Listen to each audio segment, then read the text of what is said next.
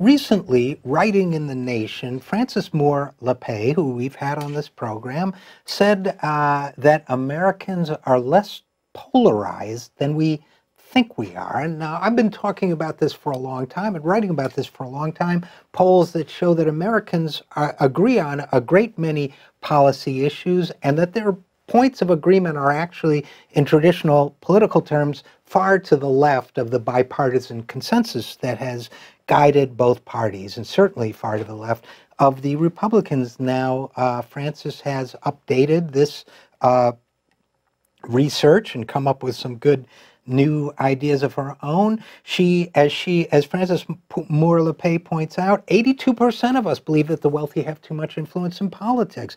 85% want a serious overhaul of campaign finance. 2/3 of us want tighter gun control laws. 69% support limits on greenhouse gas emissions in the U.S. More than 6 in 10 Americans believe that upper income Americans do not pay enough. Now, we could extend what Frances Moore LePay writes here to also talk about Social Security and Medicare. Americans are strongly in favor of preserving and protecting and expanding these programs. That is not speculation or opinion. That is poll-tested fact. So why is it, I ask you now, I'm going to interrupt myself for a minute here to say people sometimes say I'm too tough on the Democrats, but I'll tell you why I'm too tough on the Democrats.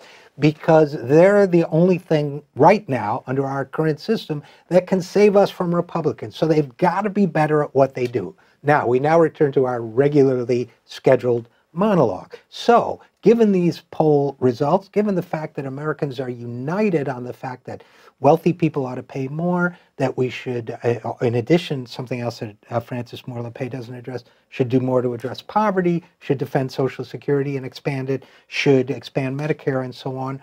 Why would we have, with all due credit to her distinguished career, why would we have House Minority Leader Nancy Pelosi go on the floor of the House not only to offer a tribute to the conservative billionaire Peter Peterson, who funded many attempts to undermine Social Security and Medicare and cut government spending? Why would she go not only to offer a personal tribute to Pete Peterson, who she says she's known for many years, and please, if you've known somebody for years, why not give honor and tribute to them? But why would she also take that as an opportunity to co-sign his ideas when that set of ideas that Pete Peterson worked so hard to promulgate reflect exactly the bipartisan consensus that the American people dislike and are not part of the true consensus among voters of what we need to enforce? Now, let me tell you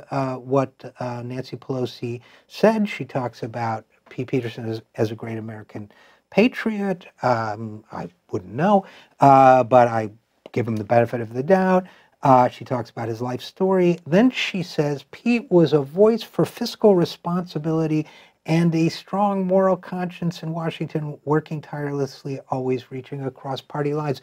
Let me offer a different perspective on Pete Peterson. Pete Peterson was a hedge fund billionaire who felt that government should spend less, worked extremely hard to convince politicians and media people that we were facing crises that do not, in fact, even exist. For example, Pete Peterson put enormous sums of money into propaganda designed to convince people that Social Security was a part of the national deficit when Social Security is forbidden by law from contributing to the national deficit. So far from being a voice for fiscal responsibility, Pete Peterson was a voice for spending less on government and even cutting Social Security, which is required to have its own separate financing. Now, if that's fiscal responsibility, I want none of it, because to me, fiscal responsibility is making sure that the nation's wealth and the nation's income is apportioned fairly, and that in the wealthiest nation in human history,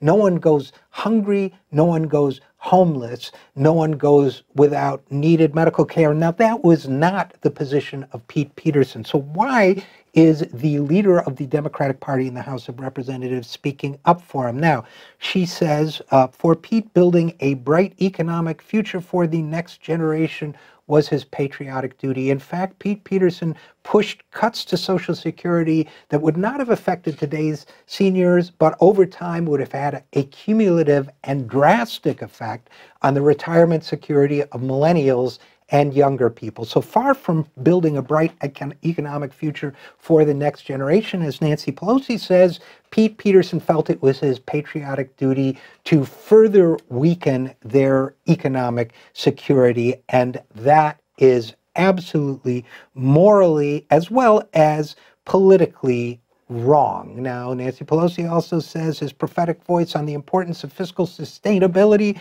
brought together generations of policymakers. Now, that he did, because money speaks in our American political system. But rather than honor that, as much as I welcome people always honoring the memory of their friends, and they appear to have been friends, but rather than honor Pete Peterson's political tradition, let us end it.